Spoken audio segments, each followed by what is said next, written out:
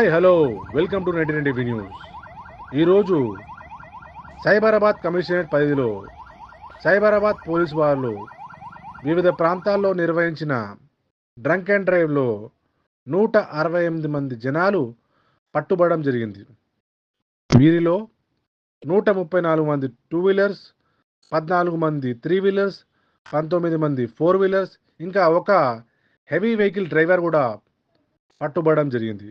వీరిలో 26 మంది high blood alcohol concentration వాళ్ళు పట్టుబడడం జరిగింది. వీరు 200 mg ఆల్కహాల్ నుంచి 550 mg per 100 ml అంటే హై బ్లడ్ ఆల్కహాల్ కాన్సంట్రేషన్ వాళ్ళు పట్టుబడడం జరిగింది. అయితే పోలీసు వాళ్ళు వీళ్ళందరినీ కోర్టు ముందు హాజరుపరచబోతున్నారు. అంతేకాకుండా పోలీసు వాళ్ళు జనాలకు ఒక మెసేజ్ ఇవ్వడం జరిగింది.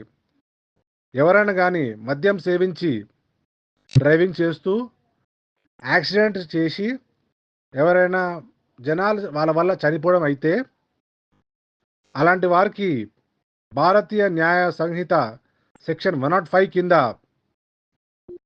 10 సంవత్సరాలు జైలు శిక్షతో పాటు ఫైన్ కూడా ఉంటుంది అని వాళ్ళు హెచ్చరించడం జరిగింది. కాగా పోలీసు వాళ్ళు విజ్ఞప్తి ఏంటంటే ఎవరు కూడా మద్యం సేవించి దయచేసి వాహనాలు నడపరాదని పోలీసు వాళ్ళు జనాలకు విజ్ఞప్తి చేస్తున్నారు.